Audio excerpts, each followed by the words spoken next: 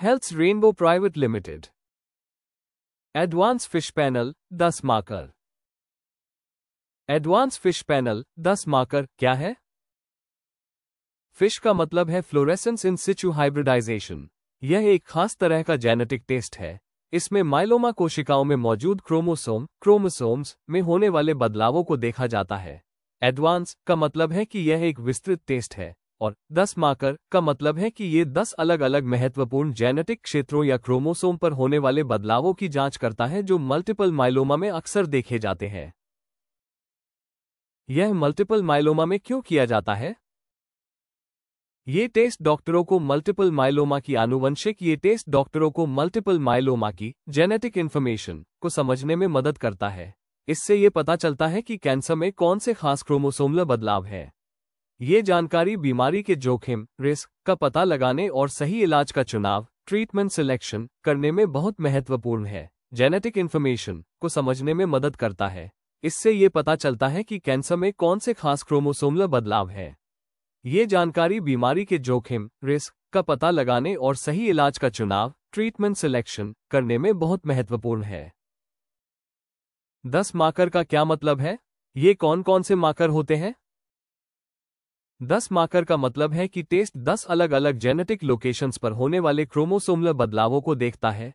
ये मार्कर आमतौर पर वे होते हैं जो मल्टीपल माइलोमा में जोखिम, रिस्क को तय करने में मदद करते हैं, जैसे कि क्रोमोसोम 17p का डिलीशन, क्रोमोसोम 1q का गेन और क्रोमोसोम 4, 14, 14, 16, 14, 20 के ट्रांसलोकेशन यानी अदला बदली। डॉक्टर इन्हीं मार्करों के आधार पर बीमारी की गंभीरता का अनुमान लगाते हैं।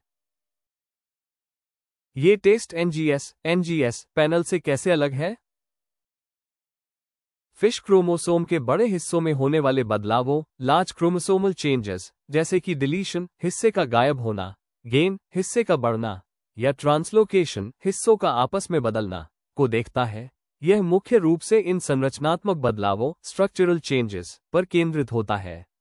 एनजीएस, नेक्स्ट जनरेशन सीक्वेंसिंग, वहीं जीन के छोटे छोटे point mutation, small point mutations, और अन्य सूक्ष्म बदलावों की जांच करता है।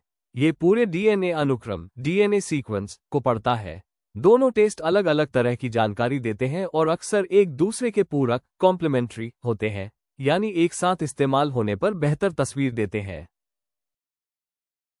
इस टेस्ट से क्या जानकारी मिलती है और यह मेरे इलाज में कैसे मदद करती है?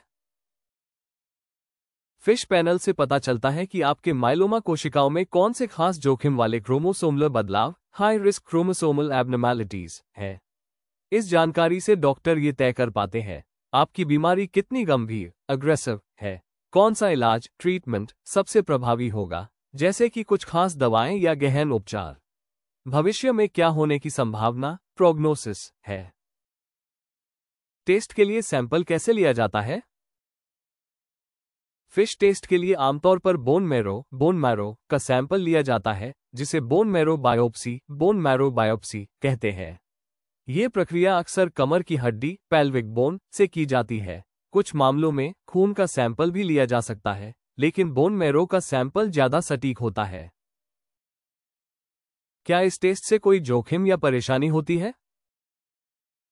फिश टेस्ट से सीधे तौर पर कोई जोखिम नहीं होता, लेकिन सैंपल लेने की प्रक्रिया, बोन मैरो बायोप्सी, से कुछ मामूली जोखिम हो सकते हैं, जैसे हल्का दर्द या बेचैनी। जहां से सैंपल लिया गया, वहां खून का निकलना या चोट लगना। बहुत कम मामलों में संक्रमण।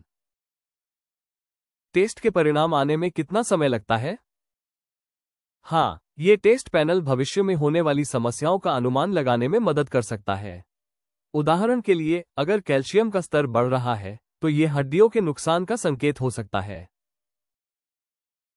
For more information visit us on www.healthsrainbow.com.